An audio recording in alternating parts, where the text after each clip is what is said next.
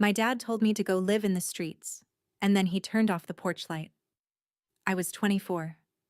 I stood on the steps of the house I grew up in, one canvas bag in my hand, listening to the deadbolt slide home behind me. Rain was coming down sideways. "No daughter of mine throws her future in the dirt," he'd said. My mom watched from the window and did nothing. My sister smiled. They were all so sure they knew exactly who I was. The useless one, the failure, the embarrassment of the Faulkner name. They spent the next 10 years telling that story to anyone in Hartwell who would listen.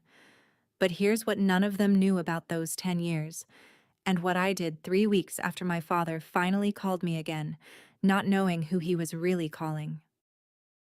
Welcome back to Calm Drama Stories, where we sit with the quiet women who got underestimated, and we stay for the moment the whole room finally goes silent. If a story ever feels like it could be your own, that's exactly why you're here, and you're not alone in it. So settle in, drop a comment if this one hits home, and be sure to subscribe. Let me take you back to the dinner that started all of it. I was 24 and 3 weeks out of graduate school, which is a polite way of saying I had just walked away from it.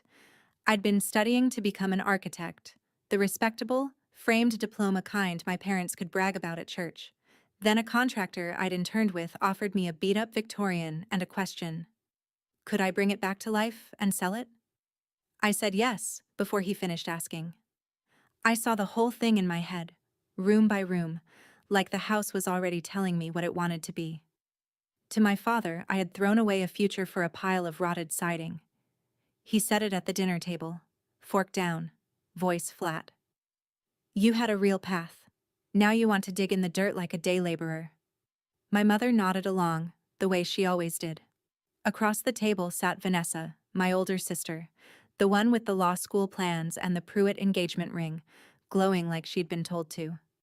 Not everyone's built for ambition, Addie, she said, soft as a knife. I didn't argue. I had learned a long time ago that arguing with my family was like pushing on a locked door. What none of them understood was that I hadn't quit anything. I had finally seen something they couldn't. The question wasn't whether I would fail. The question was why they were all so desperate for me too. You have to understand what the Faulkner name meant in Hartwell. My father, Gerald, was the man who developed half the new streets on the east side. The strip mall, the office park, the gated cul-de-sac with the fountain nobody asked for. Those were his. People shook his hand at the diner. The house we lived in had a circular driveway and a chandelier in the foyer. My mother dusted herself so the cleaning lady wouldn't chip it. Carol Faulkner had spent 30 years building the appearance of a woman who had married well, and she defended that appearance like it was the last room in a burning building. My parents threw dinner parties where the wine was expensive and the conversation was a performance. That spring there was one for Vanessa's engagement, the backyard strung with lights, a band, a tent. I remember standing near the bar when the house phone rang and my father stepped away to take it. I was close enough to hear the tone, not the words. Whoever was on the line was not calling to congratulate anyone. My father's jaw went tight, his knuckles white around the receiver, and then he laughed too loudly and said, "We'll square it Monday, no trouble at all." He hung up, fixed his smile back on, and walked into the lights like nothing had happened. I was the only one watching. At 24, I filed it away as none of my business. I had no idea I had just heard the first crack in a foundation that had been quietly rotting for years. The night they put me out came 2 weeks later. I'd signed the papers on the Victorian. I'd used the small inheritance my grandmother slipped me, and a loan I'd talked a credit union into. And I had told my parents because I was foolish enough to think they might, for once, be proud.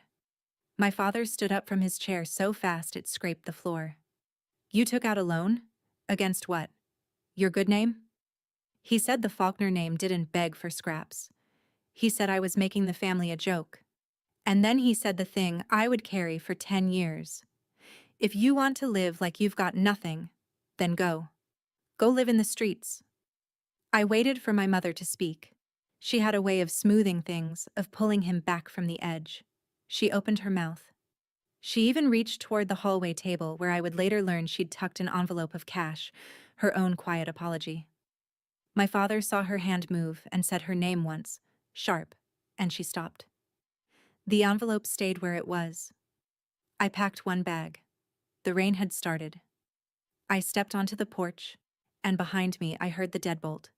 And then the porch light went dark, and I stood there in the wet dark of the only home I'd ever known, locked out of it. I did not cry on those steps. I'm not telling you that to sound strong. I'm telling you because something in me had already gone very calm, the way a house goes quiet right before you finally start tearing out everything that was rotten. Vanessa followed me out to the gate.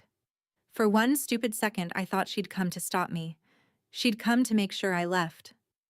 "Don't make a scene at the wedding," she said, arms crossed against the cold. "Mom's already stressed." I told her I hadn't been invited to make a scene anywhere. That's when she said it, the line that would echo in my head for a decade. "You're not a real Faulkner. Real Faulkners don't dig in the dirt." She said it the way you'd state the weather. Then she turned to go back inside. And here's the part she didn't know I saw. She stopped at the foot of the steps and looked up at that big bright house with something that wasn't triumph at all. It was fear. Her shoulders were up around her ears. She glanced back at the lit windows like a woman checking whether the floor under her was still there. At the time, I didn't understand it. I was too busy being thrown away to notice that my perfect sister was holding onto her place with both hands and white knuckles. Later, I'd understand it completely. Vanessa wasn't cruel because she was strong. She was cruel because she was terrified of being where I was standing. She had married the Pruitt name and the Pruitt lifestyle, and she had no idea yet how thin the ice under all of it really was. I got in my car. I drove 2 hours through the rain to a city called Calderon, where I knew exactly one person and owned exactly one rotted Victorian, and I started. For the first 8 months, I slept in the workshop behind the Victorian on a cot, with a space heater and my grandmother's old quilt. I learned to do the work with my own hands so I'd know when a crew was lying to me. I framed, I sanded, I priced lumber until I dreamed in board feet. The Victorian sold for almost double what I'd paid, and the credit union loved me after that. I took the profit and bought 2 more houses, then 4. But the thing that changed everything wasn't a house. It was a woman named Ruth. She hired me to make her late husband's home livable so she could stay in it instead of going to a facility she couldn't afford and didn't want. She was 81, sharp as a tack, and she reminded me so much of my grandmother that I almost cried in her kitchen. While I widened her doorways and lowered her counters, Ruth told me about her friends, all of them facing the same impossible math. Too much house, too little money, and nowhere decent to go. That was the night the real idea arrived. Not flipping houses, building places where people like Ruth, like my grandmother, could live with dignity and not go broke doing it. Affordable senior housing, restored and run right. I wrote it on the back of a paint can label and pinned it over the cot. I didn't know yet that the company I'd build on that idea would one day be worth more than everything my father ever developed. I just knew, standing in Ruth's kitchen, that I had finally found the thing worth digging in the dirt for. There was exactly one person in my family who called me that first year. My grandmother, Maureen. My mother's mother, 84 then, with a voice like gravel and gospel. She called every Sunday. She never once asked me to come home, never once told me to apologize to my father. She just asked what I was building. When I told her about Ruth, about the idea, she went quiet for a long moment. Then she said, "Build something that keeps people warm, Addie. That's the only kind of rich that holds." A week later, an envelope arrived with $2,000 in it, her own savings, in 10s and 20s that smelled like her purse. I called to refuse it. She told me not to insult her. So I kept that envelope in a drawer and didn't spend $1 of it for over a year, because some money isn't for spending. It's for remembering whose hands it came from. On one of those Sunday calls, near the end of the year, she said something I didn't think much about then. "The land my daddy left me," she said. "The 40 acres out past Hartwell. That's going where it belongs. I've seen to it." in writing. I told her not to talk like she was going anywhere. She laughed her gravel laugh and changed the subject. I should have listened harder, because that piece of land, and the letter she sealed in a steel box, would turn out to be the hinge the whole thing swung on. But that was years away.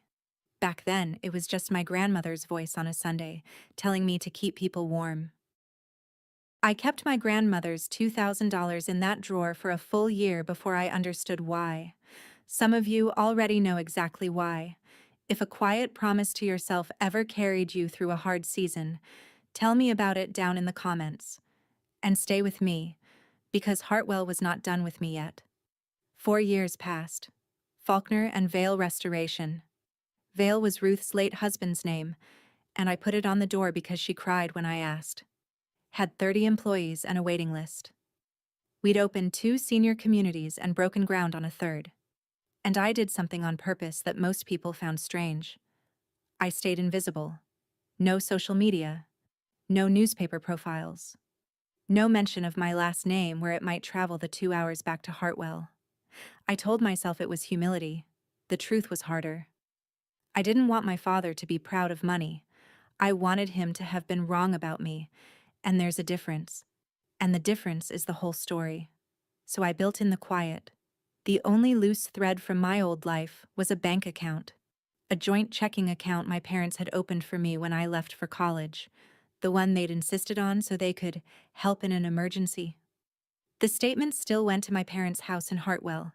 I'd never changed the address of record because I never used the thing. I made one small automatic deposit into it out of habit, a holdover I kept meaning to close, and otherwise it sat off in a corner of my life where I never looked. I told myself I'd handle it eventually. That account, the one I forgot to worry about, the one whose statements I never saw, was the door I had left unlocked, and someone in my family had noticed it long before I did. My accountant found it on an ordinary Tuesday. Her name was Priya. She had just taken over my full books to consolidate every account under the company, and she was the kind of careful that makes you sleep at night. Pulling everything into one place, she turned up the old college account I'd forgotten, slid a printout across my desk, and tapped a column. These withdrawals, she said, they've been going on for years. Small enough not to flag. Steady. And whoever's doing it has online access, all above board on paper. I looked at the dates. They went back almost 6 years. A few $100 here, 1,000 there, drawn from that old college account I'd never closed. My stomach dropped, then went cold. I asked who. Priya had already pulled the records.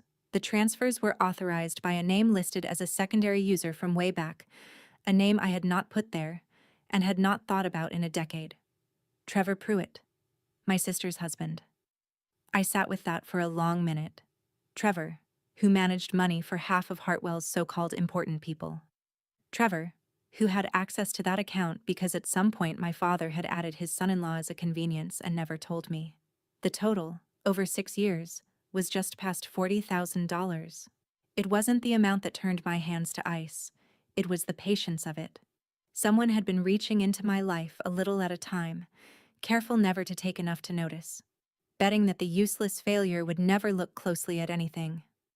I asked Priya the only question that mattered right then. Where was the money going? She shook her head. That's the part I can't see from here.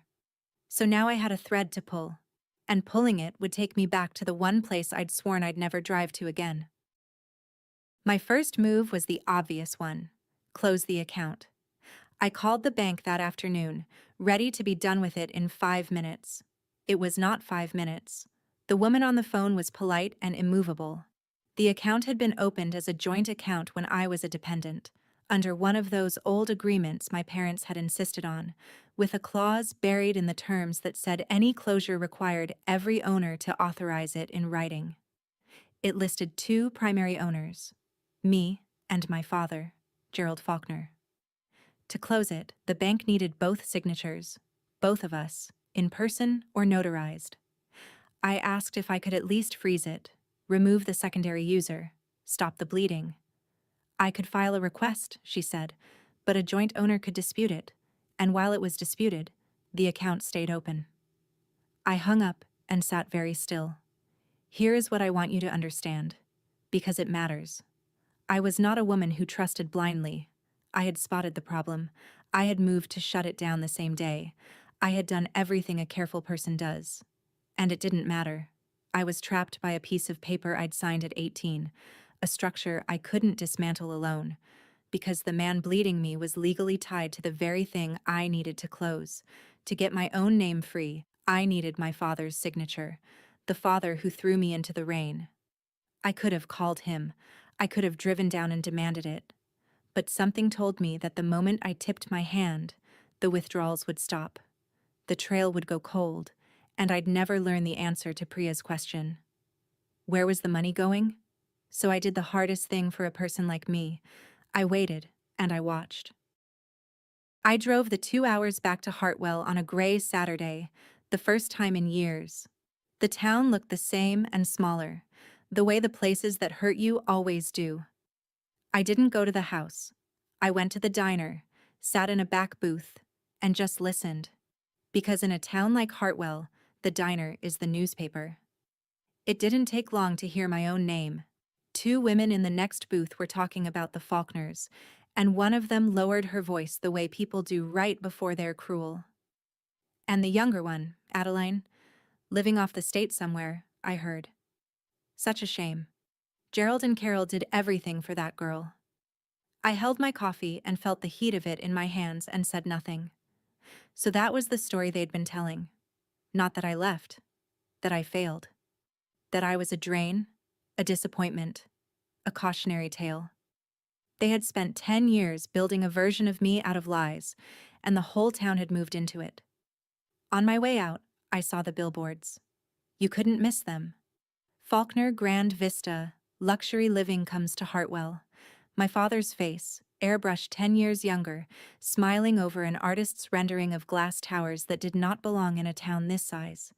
A grand new development. His biggest ever. I stood on the sidewalk looking up at that smiling billboard, and a quiet question started forming in the back of my mind. Where does a man in a town this small get the money for towers like that?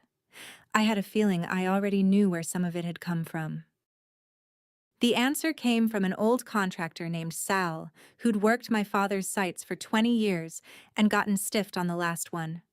I found him at the hardware store and bought him a coffee, and once a man like Sal starts talking, the dam doesn't hold. Grand Vista, he told me, was in trouble. Deep trouble. My father had sunk everything into it and then gone looking for more. And here was the part that made my coffee taste like rust.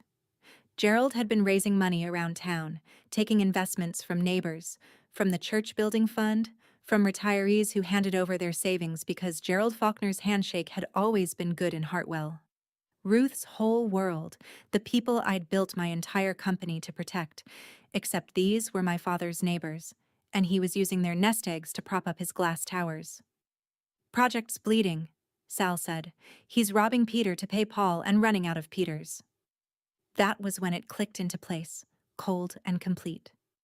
The withdrawals from my account weren't greed for its own sake. They were a patch. $40,000, drawn out a little at a time, plugging holes in a sinking development. My money, taken without a word, was helping keep my father's lie afloat while he told the whole town I was the failure. I drove home that night, back to Calderon, my actual home, 2 hours north, gripping the wheel the whole way. I wasn't angry, exactly. Anger is hot and fast and stupid. What I felt was something slower and far more useful. I had spent 10 years building. Now, for the first time, I started thinking about what I could build that would bring the whole rotten thing down. 2 days later, a lawyer called. Not mine. A man named Hollis who said he'd handled my grandmother's affairs and that Marin had left instructions for a sealed box to be delivered to me alone 2 years after her passing. Not money, he said.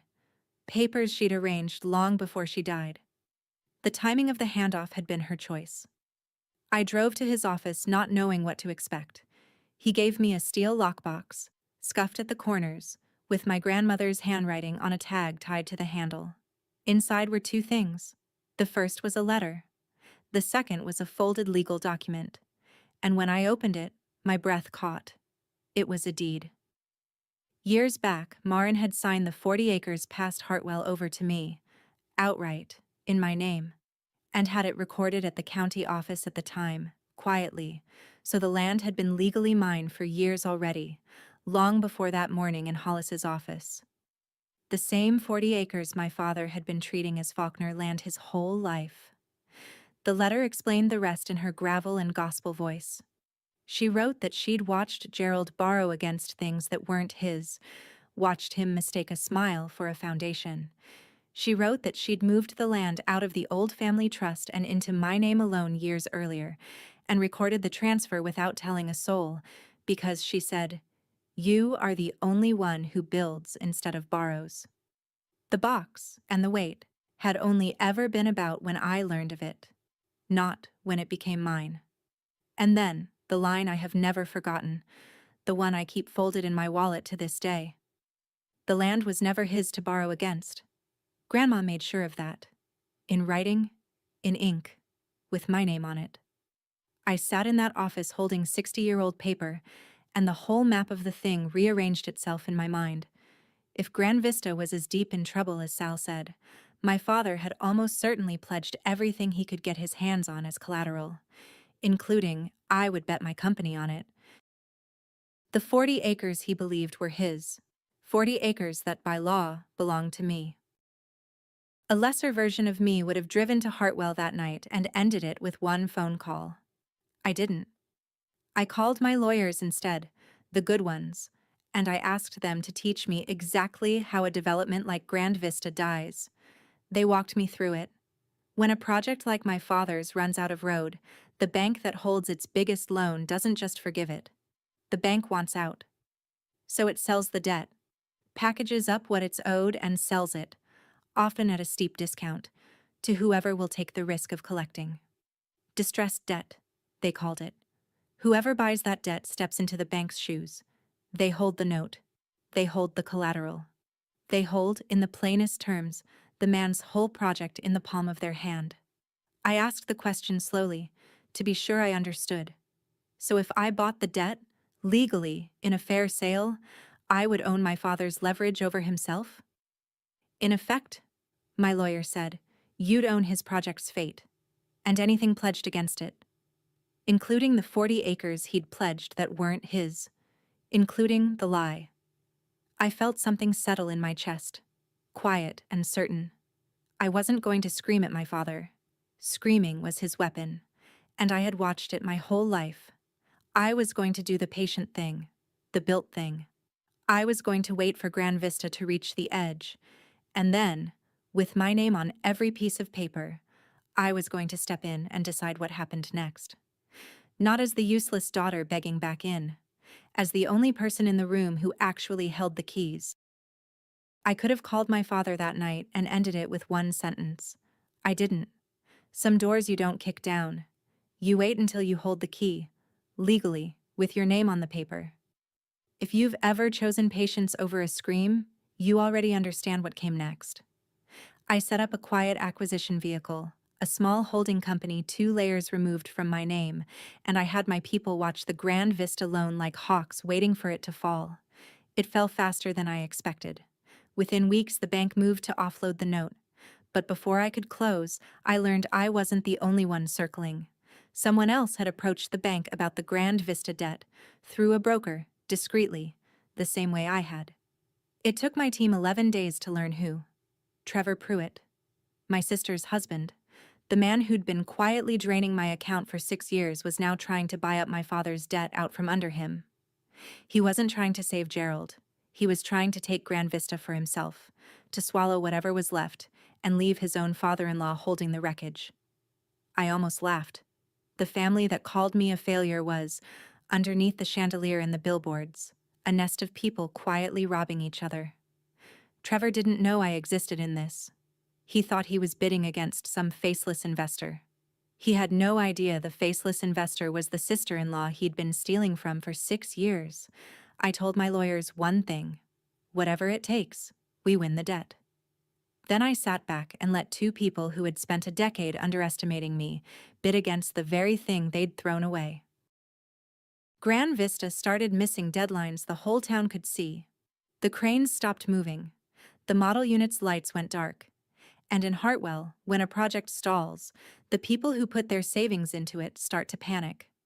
I heard it through Sal, then through Ruth's network, which somehow stretched all the way down to Hartwell. Retirees talk to retirees. An elderly couple who'd invested their entire retirement were calling my father's office and getting no answer. A widow from the church was telling anyone who'd listen that Gerald had promised her 10% and she couldn't reach him. My father's response to a town starting to doubt him was exactly what you'd expect from a man who'd built his whole life on appearances. He threw an event. A fundraiser, he called it. A Save Grand Vista gala at the Hartwell Community Hall, where he would reassure his investors that everything was fine, that a major partner was about to step in and rescue the project, that their money was safe. He sent gilded invitations to the whole town. Vanessa was helping him plan it, of course, smiling for the cameras, the perfect daughter shoring up the perfect family. I imagine she said something like it to one of the investors, the line she'd built her life on. Real Faulkners take care of their own. I read about the gala in an online notice and felt the pieces locked together. My father was going to stand in front of the whole town and promise that a mysterious savior was coming to rescue Grand Vista. He was right that someone was coming. He just had no idea who. The sale closed on a Thursday morning. I was in my office in Calderon when my lawyer called to say it was done. We had won the Grand Vista note, outbid Trevor's broker by a margin that wasn't even close, because Trevor was gambling with money he'd skimmed, and I was building with money I'd earned. Distressed debt never trades for what it says on paper. The bank wanted out so badly it let the note go for a fraction of its face value, and 10 years of running a $15 million company had left me with the reserves and the credit line to cover that fraction without losing sleep. My holding company now owned my father's largest loan and every asset pledged against it. And there, in the collateral schedule, in black and white, was the line I'd been waiting for. 40 acres past Hartwell, pledged by Gerald Faulkner as security. The same 40 acres that, by a deed in my grandmother's careful hand, had belonged to me the entire time. My father had borrowed millions against land he didn't own. He'd pledged it as Faulkner family land, the way he pledged everything, and the lender's title work on a rushed refinance had leaned on the old trust records and never caught my grandmother's quiet transfer. It wasn't fraud I had to prove in some long, ugly trial.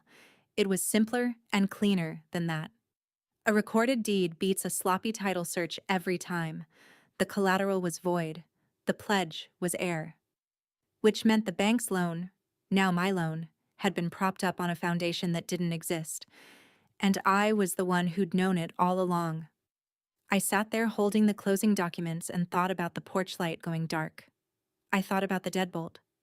I thought about 10 years of being the family failure while these people quietly stripped everything they could from anyone within reach, including me, including their own neighbors. I had the note. I had the deed. I had the truth. The only thing left to decide was where to set it all down, and I knew exactly where.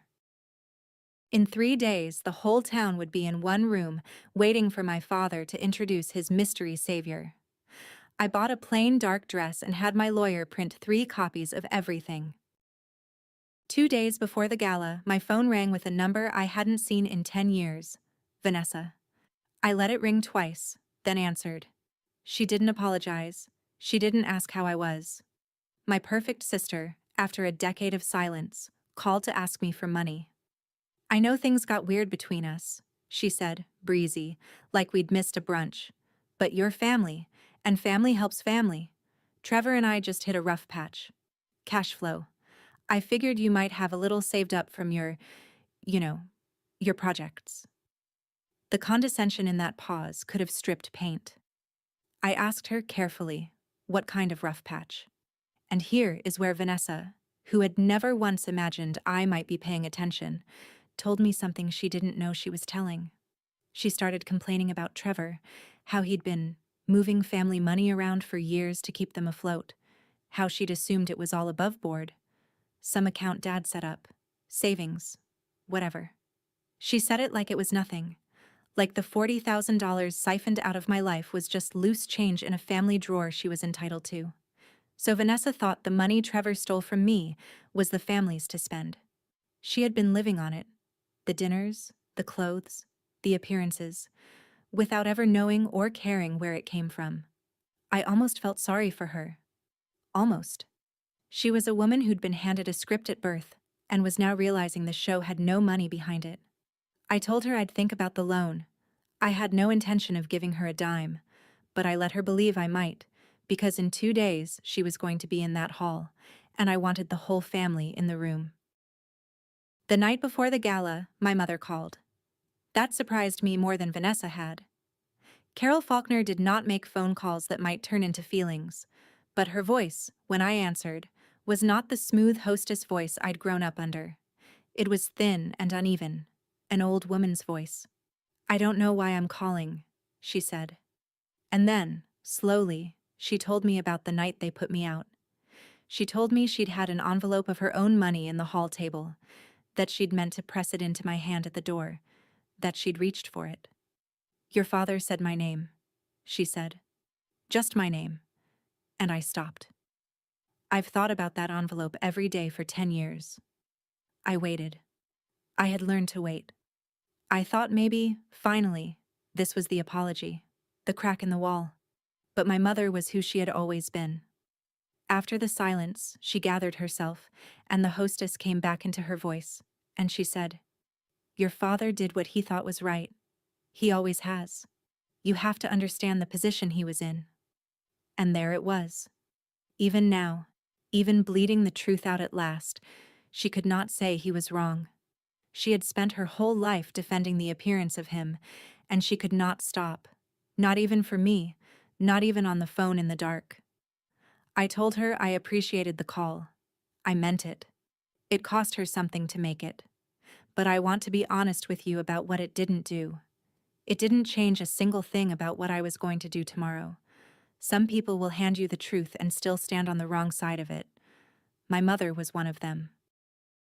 I want to tell you what I decided that last night, because it's the part I'm proudest of, and it's the part that almost no one expects.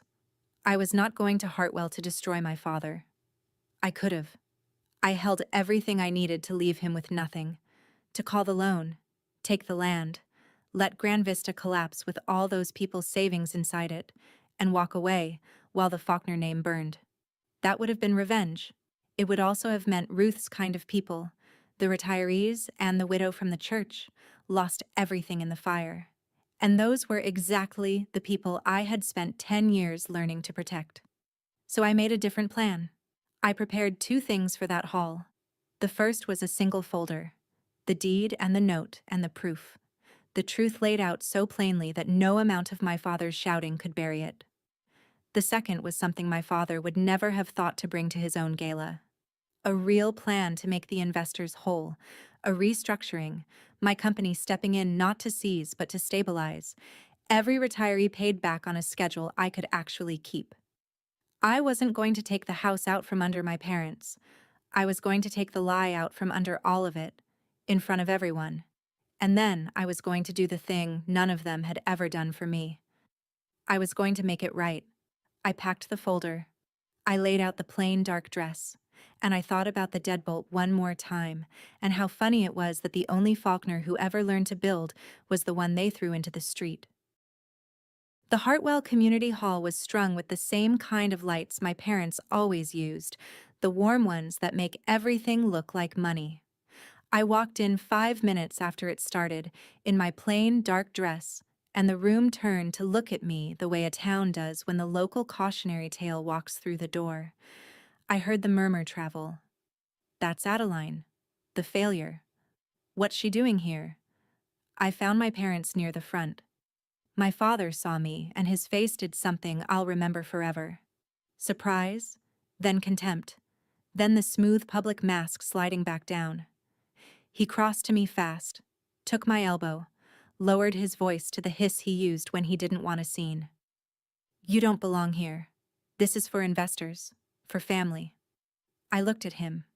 10 years and he was still trying to put me out a door. And then he said it, quieter, just for me, not knowing he was handing me the last piece. Go on. Go live in the streets, Adeline, like you wanted. You're embarrassing yourself. The same words. The exact same words. 10 years later, in a room full of the people he'd lied to about me. Something in me that had been waiting a very long time went perfectly still and perfectly calm. I didn't pull my arm away. I just looked at him and said, evenly, I'll leave when you've heard me out. You're going to want to hear me out, Dad. So is everyone in this room. Behind him, near the stage, I saw Trevor Pruitt notice me. I watched the color drain out of his face. He, at least, was starting to understand. The rest of them had no idea what was about to happen. Trevor got to me before my father could decide what to do. He steered me toward the side of the hall, away from the crowd, his smile stretched so tight it looked painful. He'd put the pieces together faster than the others because he was the only one with a guilty conscience to sharpen him. The investor, he said under his breath, the one who bought the note. That's you, isn't it? I didn't answer. I didn't need to. He started talking fast, the way men talk when they feel the floor going. He told me we could be reasonable. He told me there was no need to make a mess in front of everyone, no need to drag the family name through this. And then he said the line I'd been half waiting for, the one that told me everything about what kind of man my sister had married. Look, we can fix this quietly. You and me. Name your number. Quietly? He wanted to fix quietly the thing he'd spent 6 years doing quietly to me. He wanted to make the truth a private transaction, because men like Trevor know that secrets are where they win, and daylight is where they lose. I looked at him, this man who had reached into my life a few $100s at a time for 6 years, and I felt the cleanest kind of calm. The funny part? The part he still didn't grasp was that he was negotiating with the one person in the room who didn't need his money or his silence. I had both.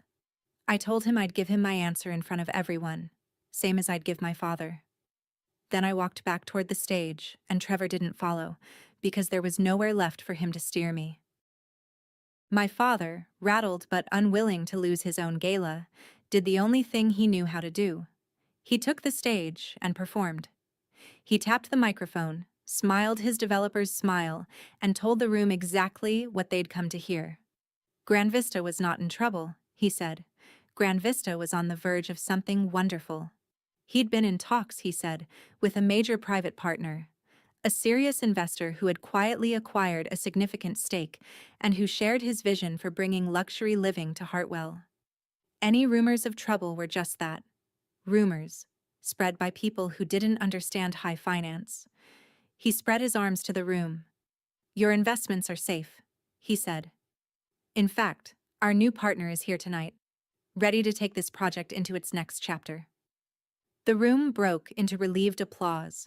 The widow from the church pressed her hand to her chest.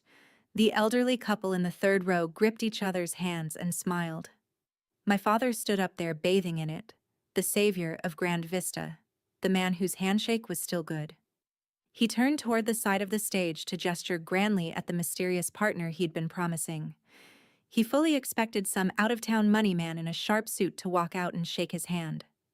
The whole room followed his gaze, and the dramatic irony of it was almost too much, because every person in that hall was about to learn what I already knew.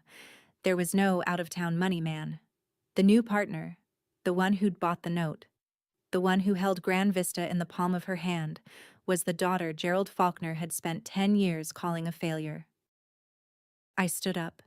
The applause was still going when I walked to the front of the hall, and it died in pieces as people realized where I was headed. Not to a seat, but up the steps, onto the stage, toward the microphone my father was still holding. He stared at me.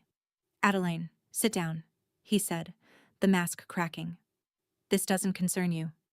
I took the microphone gently out of his hand. I didn't grab it. I just took it. And he was so stunned he let me.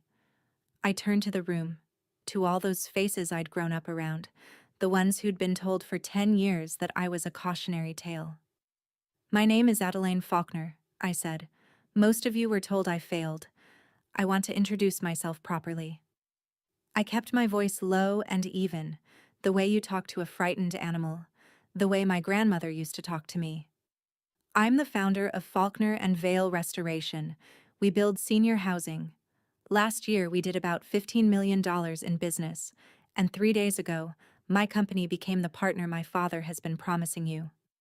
You could have heard a pin drop, and then you could hear the room start to breathe again.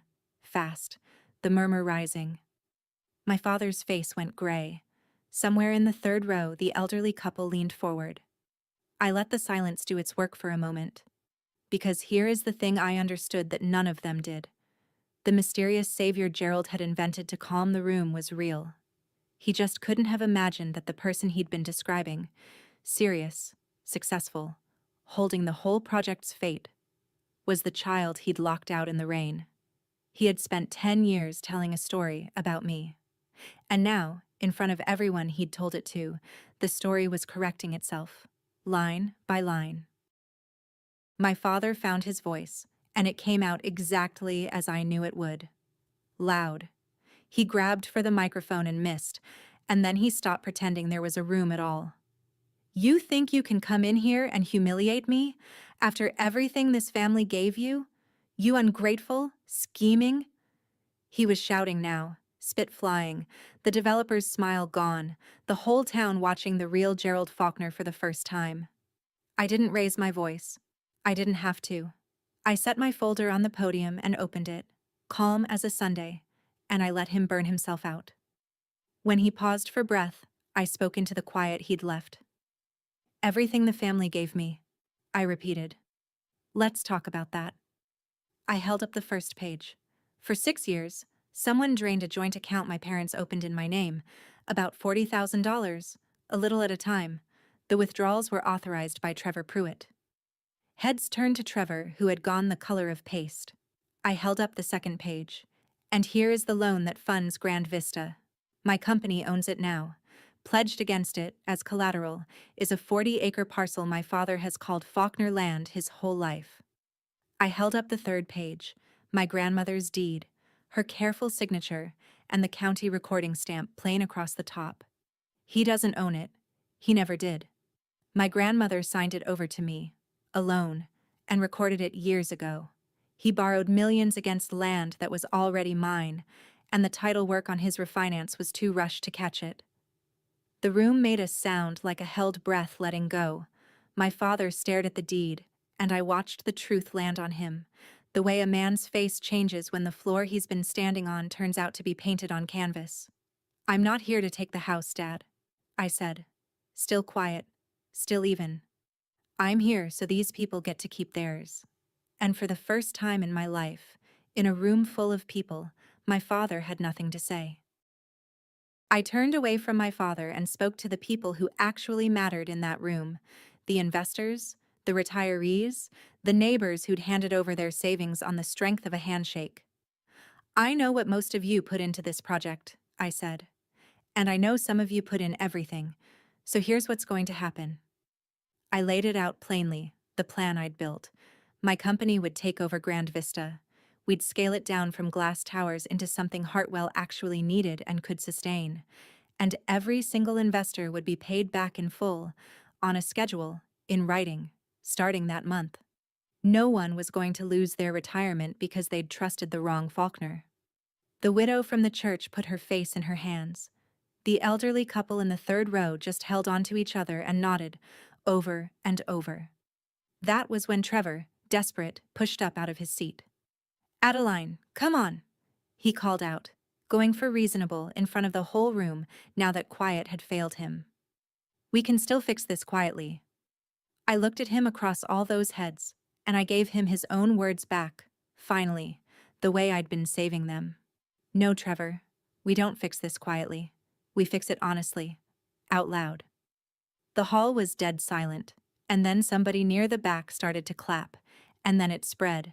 Not the relieved applause my father had conducted, but something rougher and more real, the sound of a town that had just watched the truth walk in and pay everyone back.